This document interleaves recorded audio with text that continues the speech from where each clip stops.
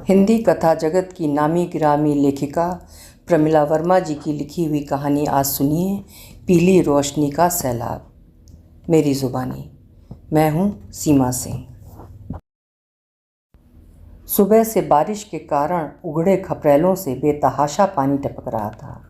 सारा घर गीला और सीलन भरा हो गया था। जब वो बाहर निकलने लगा तब तक थोड़ी धूप खिलाई थी, बारिश थम चुकी थी और भीगे खपरेलों पर छाई पोई की बेल के घने पत्तों पर चौके से निकलता धुएं का अजगर लेटा था। उसने चौके में झांक कर देखा। चूल्हे के ऊपर पानी टपकने से लकड़ियां भीग चुकी थीं और आटे भरे हाथों से उन्हें फिर से सुलगाती हुई धुएं से घिरी माँ की आंखें लाल लाल हो रही थीं। खाने में कितनी देर है? उसने पूछा और बगैर उत्तर की प्रतीक्षा किए वो बाहर निकल गया। माँ, भाई गया। मंजू की आवाज़ उसे पीछा करती सी लगी। जब तक वो घर के सामने कीचड़ में पड़ी ईंटों पर पैर रखता सड़क पर आया तब तक माँ की आवाज़ उसे सुनाई देती रही। खाना खाता जा महेंद्र, अभी का गया रात को लौटेगा तू। ये उसकी बेरोज़गारी का तीसरा वर्ष था। यूं ही सड़कों पर रबड़ते घूमते रहना और बिछुड़ गए यार दोस्तों से मिलते रहना। उसकी बेरोजगारी और अपनी दीमक खाई गृहस्थी को पुनः ठीक कर पाने की लालसा मन में संजोए बीमारी से ग्रस्त बाबूजी जल पसे थे। तब एक भयानक एहसास उसे हुआ था कि कैंसर उन्हें है या उसे। बाबूजी ने तो संपूर्ण जिंदगी भुगता ही था, साथ में माँ और उनके दोनों बच्चों ने भी भुगता था। तब उसने सोचा था, जिन्होंने इस गृहस्थी का बीज डाला था अपनी ज़िंदगी तो भुगत ही ली, अब वो इतना पढ़ने के बाद अपनी ज़िंदगी को बगैर भुगते उसके पूरे सौंदर्य को ग्रहण करते हुए बिताएगा। मंजू को ऊंची पढ़ाई, माँ को धुएं भरे चौके से फुर्सत और उन्हें आराम देगा। आराम जो उनके या माँ के हिस्से में कभी आया ही नहीं। अब एहसास होता है उन्होंने एक संपूर्ण सुंदर जिंदगी का भुगतना कैसे सहा होगा। और जब अंत था, ओह कितना भयावह था। क्लर्की से ऊंचे कभी उठ नहीं पाए। छोटे भाई भी अपने भाई की गरीबी बदहाली के बावजूद माता पिता को बड़े भाई के पास ही छोड़कर विदेश जा बसे और अमीर होने के बावजूद कभी माता पिता की खबर नहीं ली।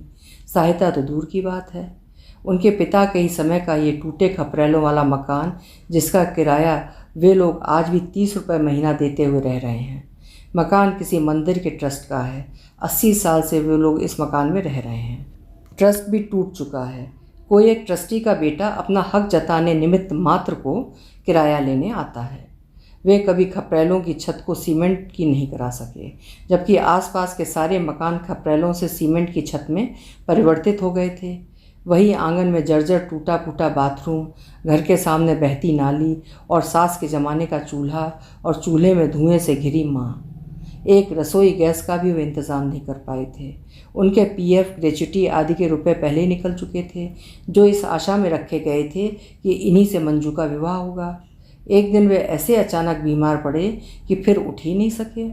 उनके ही रुपए उन्हीं पर उठते चले गए। बच्चे नहीं जानते कि कभी उन्होंने अच्छा खाया पिया हो या पहना हो। मंजू 2 सलवार कुर्तों में ही कॉलेज जाती, उन्हीं को धोती और अगले दिन के लिए प्रेस करती। उसे वे दिन याद आए जब वे बिल्कुल स्वस्थ थे और सुबह होते ही चाय पीकर घूमने निकल जाते थे।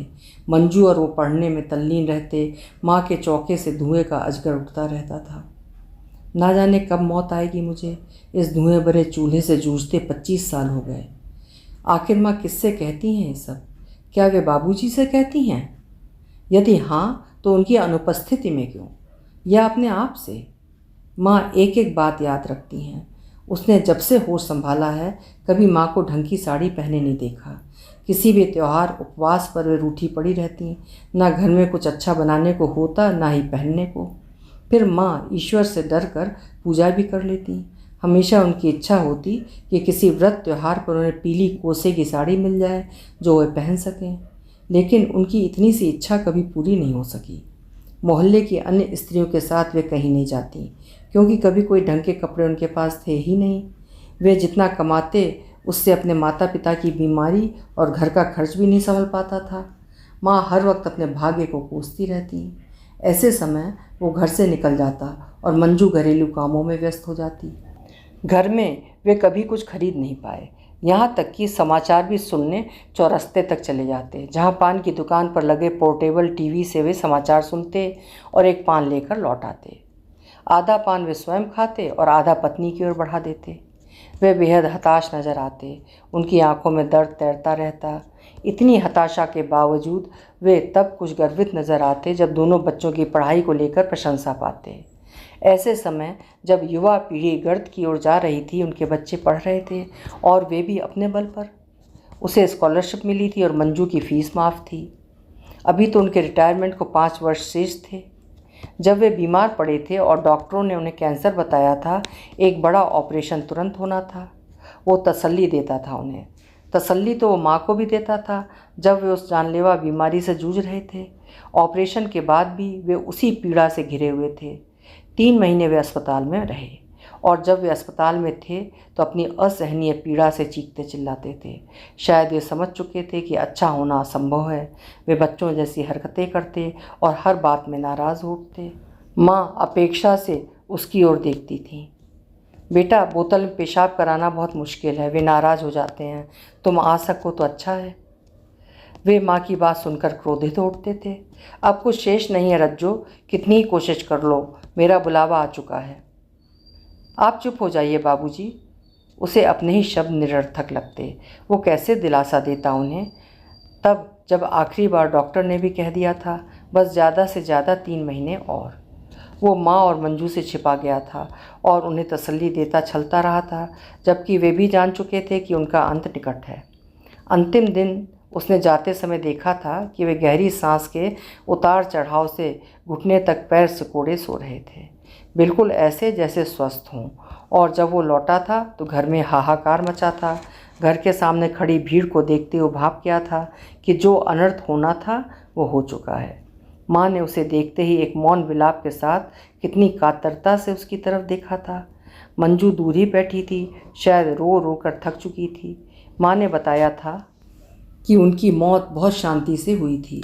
शायद पहली बार माँ ने उनके लिए दया भरे कातर शब्दों का इस्तेमाल किया था, वरना वो तो देखता ही आ रहा था कि माँ हमेशा अपने साथ उन्हें भी कोसती रहती थी। देखना, जब मर जाऊंगी तो लाश सड़क पर डालकर कफन के लिए भीख मांगोगे, क्योंकि तुम्हारे पास तो कफन क्रियाकर्म के पैसे भी नहीं होंगे। और वे कुंठा तथा अपराध बोध से सुनते रहते। एक बार लकड़ी के छोटे छोटे टुकड़े करने में माँ के हाथ की सारी चूड़ियाँ टूट गई थीं। उनके पास नई चूड़ियों के पैसे नहीं थे। तब माँ गुस्से में महीने भर नंगे हाथ रही थीं। और अब जब वे मृत सामने पड़े थे, माँ ने पंडित द्वारा मंगाई गई चूड़ियाँ देने से इनकार कर दिया था। आंख तरेड़ कर बोली थी, वे मरे नहीं हैं, और वो रोने लगी थी। देर रात जब वो लौटा था तो मंजू ने कहा था, क्यों बगैर खाए गए थे भाई? क्या माँ को दुख देना अब ठीक है, जबकि बाबूजी नहीं हैं? उसने ठंडा खाना खाया था। वो जानता था अभी खाना नहीं बना होगा। वे अधिकतर एक ही समय ढंग से खाना खा पाते थे। दूसरे समय या तो सुबह का बचा हुआ कुछ मिल जाता था या भूखे ही सो जाते थे। यहाँ तक कि एक समय ही चाय बनती थी। वो सारा दिन भटकता रहता था, कहीं कोई काम जमता नहीं था। कभी दिन में पार्क के पेड़ की छांव में सो जाता। कल ही तो जब वो राज ऑटोमोबाइल से बाहर आ रहा था, उन लोगों ने नौकरी के लिए दूसरे दिन बुलाया था। सामने बीरू और मधु आते दिखे। उसे देखते ही पास आ गए थे। क्यों महेंद्र, कब दे रहा है हमारे पैसे? बीरू ने कहा था। अब बाप की बरसी पर बांटेगा सबको, मधु ने व्यंग कसा था। ए जबान संभाल कर, क्या दूंगा नहीं पैसे? कुछ जम जाए बस, देर हो गई तो क्या दूंगा नहीं? उसने कहा। साले, जब बाप मर रहा था तब कैसे मांग रहा था? बीरू ने उसे धक्का देते हुए कहा। यह वही बीरू था जो कभी उसके बगैर एक मिनट नहीं रहता था। आज अमीर बाप की बदौलत बेरोजगारी में भी बना ठना घूम रहा था। फिर भी उसने कहा था, सबसे पहले तुम ही लोगों को लौटाऊंगा, जरा कुछ जुगाड़ तो होने दो। साले, नौकरी नहीं लगती तो बहन को क्यों नहीं चलाता? बीरू ने कहा। अबे हरामखोर, 10 मिनट से सुनता आ रहा हूँ। उसके तन बदन में आग लग गई। एक घूंसा उसने बीरू की नाक पर दे मारा। बीरू इस आक्रमण के लिए तैयार नहीं था, गिर पड़ा। उसने ताबड़तोड़ लात घूंसों से उसे पीट डाला। मधु ने किसी तरह बीरू को खड़ा किया। वे दोनों उस पर टूट पड़े, परंतु क्रोध में फुफकारते हुए उसने उन दोनों को पटक दिया। कॉलेज के दिनों में उसे उसके दोस्त धर्मेंद्र कहा करते थे। 5 फुट 11 इंच लंबाई, बेहद ललौही लिए हुए, उसका रंग हट्टा खट्टा, वो सचमुच बहुत सुंदर लगता था। उसके सामने कोई टिक नहीं पाता था। इसी मधु बीरू को सीनियर की रैगिंग से उसने बचाया था। बीरू मधु उठकर भाग लिए। अपमान से भरा वो इसी पार्क में लेटा था, पेड़ की छांव में। वो तो उस दिन भी नहीं रोया था जब बाबूजी मरे थे, लेकिन आज रो रहा था। उसके समक्ष संपूर्ण जिंदगी दिख रही थी। उसे तो अभी बहुत लंबा सफ़र तय करना है, अभी तो आरंभ है। उसकी ज़िंदगी में अभी तो कोई अंकुर भी नहीं फूटा, प्यारी प्यारी पहली कोपल भी नहीं पनपी, फिर इतना भुगतना उसके ही हिस्से में। बहुत रात गए थकान से लड़खड़ाता वो घर लौटा था। देखा माँ मध्यम रोशनी में किसी नए कपड़े पर बटन टाँक रही थी। उनकी आंखों का वो दोबारा चेकअप नहीं करा पाया था। माँ अपने चश्मे के ऊपर बाबूजी का चश्मा चढ़ा लेती थी। खाना, मंजू ने थाली सामने रख दी। कहाँ से बना? माँ एक जगह भजन मंडली में गई थी, सभी को भजन गाने के रुपए मिले, फिर किसी मिश्रानी ने बटन टाँकने तुरपाई के कपड़े दे दिए। कल सुबह चाय भी बन सकेगी भाई, मंजू ने कहा। वो फिर आत्मग्लानि से भर उठा था। घर को दोनों वक्त खाना भी नहीं दे पाता। पिछले महीने रहे सहे ट्यूशन भी छूट गए थे। मंजू, तुम्हारी पढ़ाई कैसी चल रही है? ठीक है।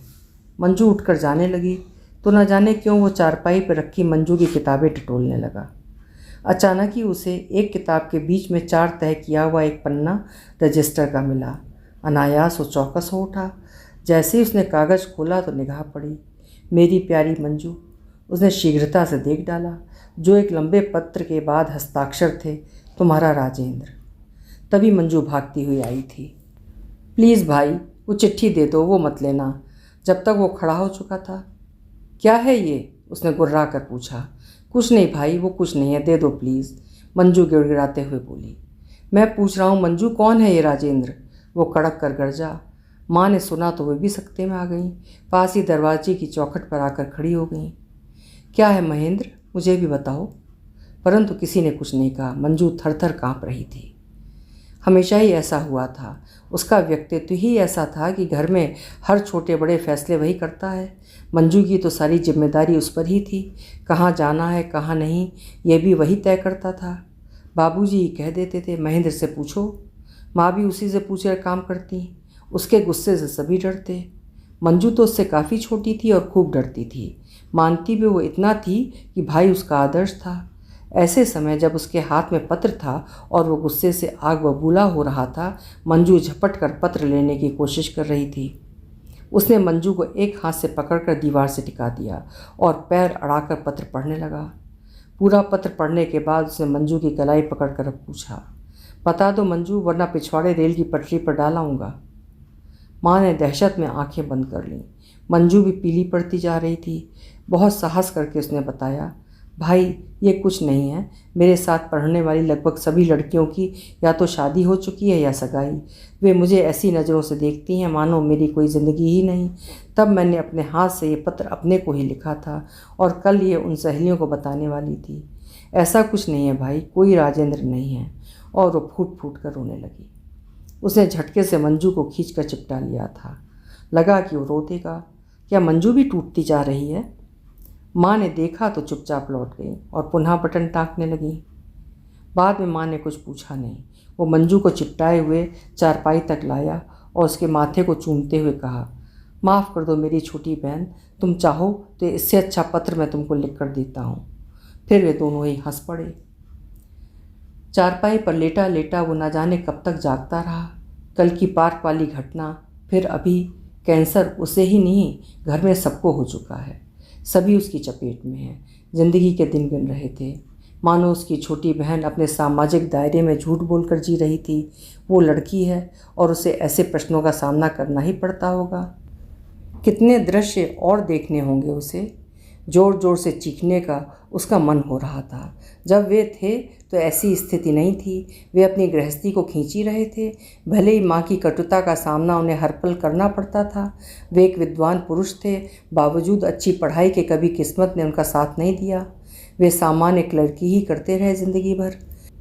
बीच बीच में 2-3 बार उसकी कुछ समय, शायद महीने 1.5 महीने की नौकरी लगी भी थी। जब वो पहली बार एडवांस ले आया था और घर लौटते समय मंजू के लिए बेहद ज़रूरत की छोटी छोटी चीज़ें खरीद लाया था। मंजू खुश हो गई थी। बाकी रुपए उसने बाबूजी के हाथ में रख दिए थे। वे गदगद हो उठे थे। फिर नौकरी छूट गई और सभी अपने अपने सीमित दायरों में कैद हो गए थे। लगता था किसी को किसी से कोई अपेक्षा नहीं है। उसने गर्दन उठाकर देखा तो खिड़की से आती स्ट्रीट लाइट की रोशनी में मंजू का मासूम चेहरा सामने दिखाई दिया। कितने ही दिनों से वो इन दुखद घटनाओं से गुजर रहा था। यदि मंजू कुछ ही क्षण और खामोश रहती तो वो शायद उसे पीट ही चुका होता। वैसे उसने कभी मंजू पर हाथ नहीं उठाया था, कभी तेज स्वर में भी नहीं बोला था। इधर वो कई दिनों से बहुत चिड़चिड़ा हो गया था। बीरू और मधु के साथ मारपीट कर डाली थी। सुबह सोकर उठा तो सिर भारी लग रहा था। मंजू ने चाय लाकर सामने रखी तो उसने मंजू को घसीटकर अपने से लिपटा लिया। हाँ तो क्या है राजेंद्र? हट। मंजू का चेहरा लाल हो उठा। उसने पुनः मंजू से कल की घटना के लिए माफ़ी मांगी तो भरे गले से बोली, जाने दो भाई, तुम्हारा क्रोध स्वाभाविक था। आज फिर किसी जगह उसे साक्षात्कार के लिए बुलाया गया था। वो फाइल पटक कर सभी चीज़ें व्यवस्थित कर रहा था। तभी माँ नज़दीक आकर खड़ी हो गई। क्या है माँ, कुछ कहना है? हर समय बड़बड़ाने वाली माँ बाबूजी की मौत के बाद प्रायः खामोशी रहती थी। तुम जानते हो महेंद्र, आगे की कॉलोनी में जो बंगला बना है जिसमें स्विमिंग पूल है, उसके मालिक की कई फैक्ट्रियां हैं, वही जिनके यहाँ पिछले महीने कर्मचारियों ने पत्थर फेंके थे। हाँ तो उसे माँ का भूमिका बांधना अच्छा नहीं लग रहा था। उन्होंने तुम्हें नौकरी देने को कहा है, बुलाया भी है। तुम्हें कब मिले? उसने पुनः रुखाई से पूछा। उस दिन जब मैं मंजू के साथ मिश्राइन के यहाँ जा रही थी, उन्होंने कार रोक कर कहा था। उन्हें कैसे मालूम मेरे पास नौकरी नहीं है? अरे वही गुल्लू है ना, उसका बहुत उठना बैठना है वहाँ। उसने खबर दी थी। एक बार और मिले थे तो वे हम दोनों को कार में बिठाकर अपनी कोठी पर भी ले गए थे, साथ में गुल्लू भी था। माँ तुम क्या कर रही हो जानती हो? गुल्लू दलाल है। वो मालिक कैसा है उस कोठी वाले को कौन नहीं जानता? तुझे किसने कहा गुल्लू दलाल है? अब जाने दो बेटा, मालिक तो अच्छे हैं, हमें गुल्लू से क्या लेना देना। जो रोजी रोटी दे वही भगवान है। वह महेंद्र के चिढ़े तेवर देखकर कहा, अब आखिर होगा क्या? तुझे नौकरी मिलती नहीं, कहीं से कोई मदद मिलने की आशा नहीं। ऐसे में तो ज़्यादा अच्छा है हम दोनों माँ बेटी इस छत से फांसी लगा कर मर जाएं। फिर तो जीना अपने लिए तो कर सकेगा ना। बाबूजी की मौत के बाद आज माँ पहली बार बड़बड़ाई थी। माँ तुम क्या समझती हो मैं कोशिश नहीं करता? वो कोठी वाला जो तुम्हें भगवान लगने लगा, मैं अपना ज़मीर नहीं बेच सकता किसी के आगे। साले गुंडे बदमाश, मुझसे क्यों नहीं पूछा नौकरी के लिए? हाँ तुझे तो सभी गुंडे बदमाश लगते हैं। एक तेरे बाबूजी MA LLM होकर नौकरी करते रहे, उनके साथ के लोगों ने अपना घर भर लिया, वे सिधाइयत में ही रहे, क्या मिला उन्हें? अब एक तू रहना। वे बड़बड़ाती हुई सामने से हट गई। जिसको जो करना है करो। हाथ की फाइल उसने उठाकर पटक दी। सो मंजू भागती हुई आई, जल्दी जल्दी सर्टिफिकेट वगैरह समेटने लगी। वो गुस्से से पैर पटकता हुआ दरवाजे तक आया तो मंजू ने कहा, जाने दो भाई, माँ क्या करे, सहने की भी सीमा होती है। अब तो ये फाके इतनी तकलीफ़ें उनसे सही नहीं जाती, बूढ़ी हो गई हैं वो। उसने हैरत से मंजू की तरफ देखा। समय से पहले सभी बूढ़े हो चुके हैं शायद। यही होता है ज़िंदगी का टूटना, और उसे टूटते हुए हम सभी देखते हैं। उसने मंजू के हाथ से फाइल ले ली और चला गया। आज अंधेरा होने के पहले वो लौट आया था। मंजू रोज़ की तरह काम में लगी थी। उसकी चूड़ियों से वही बोझिल विषाद भरी आवाज़ निकल रही थी। उस झंकार में एक झिझकी हुई लय थी। आखिर वो भी तो उस सीमा को लांघ कर इस पार खड़ी है, और वो संपूर्ण समाप्ति की सीमा मानो लांघ चुका है। क्या कुछ हुआ? माँ पास आकर खड़ी हो गई थी। वैसे वे कभी कुछ पूछती नहीं थी। आज शायद पहली बार उन्होंने पूछा था। फिर उसे चुप देखकर घर से बाहर निकल गई थी। वो चारपाई पर खामोश लेट गया। जब आँख खुली तो माँ आ चुकी थी। उसे तेज भूख लगी हुई थी। माँ को देखकर उसने पूछा था, कुछ खाने को बन सकता है माँ? क्या बनाऊँ, अपनी हड्डियाँ तोड़ तोड़ कर पका दूँ? माँ चीखी। इसमें भाई की क्या गलती है माँ? क्या वो नौकरी की कोशिश नहीं करते? कुछ भी कहती हो तुम तो। मंजू भी उतनी तेज़ी से बोली थी। उसे माँ से ऐसी आशा नहीं थी। माँ जो कुछ नहीं होने पर भी कुछ ना कुछ पका ही देती थी। उसे तब महसूस होता था माँ अन्नपूर्णा का अवतार है। वो गुस्सा होकर उठ बैठा। घर से बाहर निकलकर सामने की सड़क पर निकल गया। काफ़ी दूर निकल जाने पर उसने महसूस किया यहाँ शहर का कोलाहल नहीं है, सब शांत हैं। सड़क पर दूर दूर पर लगे खम्भों पर पीले बल्ब जल रहे हैं, उदास, जैसे अपने एकाकीपन से ऊब चुके हों। खंभे के पास पहुंचने पर उसकी परछाई का एक काला धब्बा डामर की काली सड़क पर साफ नजर आता दिखा। फिर परछाई लंबी होती गई, बहुत लंबी, एक काली लकीर के समान, जैसे वो उसका अपना भविष्य हो। सड़क के किनारे बनी पुलिया पर वो बैठ गया, एकदम निरर्थक, और सामने नीम रोशनी में डूबी सड़क को निहारने लगा। शायद उसमें कहीं प्रकाश का एक बिंदु नजर आ जाए उसे। पुलिया के पीछे लगे एक पेड़ पर 2 जोड़ी नीली आंखें उसे चमकती नजर आईं। इसी प्रकाश बिंदु की तो उसे तलाश थी, लेकिन वे उसे ही क्यों घूर रही हैं? वे प्रकाश बिंदु उसके पास आने लगे और धीरे धीरे उसके चारों ओर समा गए। अंधेरा गायब हो गया और प्रकाश से उसकी आंखें चौंधिया गईं।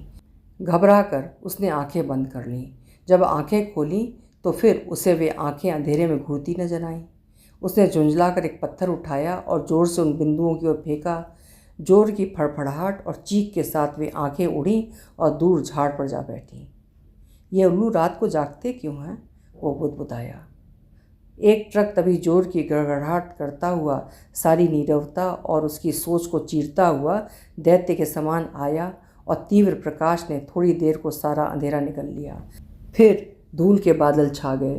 पीछे ट्रक की लाल रोशनी में उसने गुस्से से ट्रक का नंबर पढ़ा और मुंह में समाई धूल को थूक कर खड़ा हो गया। दोनों हाथ पैंट की जेब में डालकर वो घर की तरफ रवाना हो गया। घर नज़दीक आ रहा था। आरा मशीन की आवाज़ ने उसके अंदर फिर चिड़चिड़ाहट भर दी थी। इसी आरा मशीन की टाल के सामने एक बार बाबूजी ने उसे 50 का नोट दिया था और आरा मशीन की तीव्र आवाज़ में बाबूजी के शब्द घुटने से लगे थे। ऐसे नाराज़ नहीं हुआ करते बेटे, आखिर मैं भी तो कितना हारा हुआ हूँ। लगा वे नज़दीक ही कहीं खड़े हैं। अब वे दिलासा भी नहीं देते हैं। शायद उन्होंने सारी स्थिति को स्वीकार करके ही दम तोड़ा था और अपनी विरासत उसके हाथों में सौंप कर अट्टहास किया था। वे सामने खड़े थे अट्टहास करते हुए। थक गए महेंद्र? आंखें भर आईं। नहीं, आंखों में कुछ गीला सा तैर गया। उसने सामने पड़े एक पत्थर को जोर से ठोकर मारी और घर की गली की ओर मुड़ गया। दरवाज़ा खुला था। माँ लैम्प की मध्यम रोशनी में कुछ कागज़ उलट पुलट रही थीं।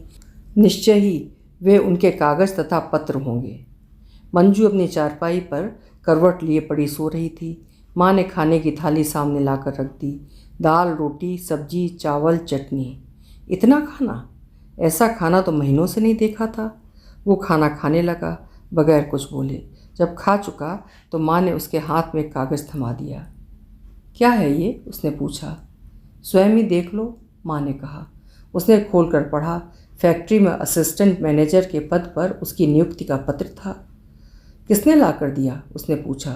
तुम जब गए तभी गुल्लू आया था और मंजू को बुलाकर ले गया था। इसके बाद मंजू ये नियुक्ति पत्र और एडवांस के रुपए लेकर लौटी। नहीं, वो इतनी जोर से चीखा कि माँ सहम कर पीछे हट गई। मंजू उसकी चीख सुनकर हड़बड़ा कर उठ बैठी और विस्फारित नेत्रों से उसकी तरफ देखने लगी। वो उठा, क्रोध से कांपता हुआ, और पानी से भरे बहुत बड़े घड़े को पूरा उठाकर मुंह से लगाकर पानी पीने लगा। उसके कपड़े भीग गए। फिर उसने वो घड़ा नीचे पटक दिया और टूटकर गिरे हुए टुकड़ों पर हाथ पैर मारने लगा। वो नीचे बैठ गया और घड़े के बड़े टुकड़े को उठाकर उसने अपने हाथों से चूरा बना दिया। तमाम टूटन के बावजूद जो शेष हसरतें उसके अंदर फिर भी जिंदा थीं, वो आज एक एक कर कर कुचल कर ख़त्म हो गईं। शेष है ही क्या? सामने बीरू खड़ा हंस रहा था। साले, नौकरी नहीं मिलती तो बहन को क्यों नहीं चलाता? हाथों से निकलते खून को वो एकटक देखता रहा और फिर बिलक बिलक कर रोने लगा। अभी आपने सुनी कहानी पीली रोशनी का सैलाब, जिसे लिखा था प्रमिला वर्मा जी ने और स्वर दिया था मैंने, यानी सीमा सिंह। कल फिर मिलेंगे। आपका समय मंगलमय हो।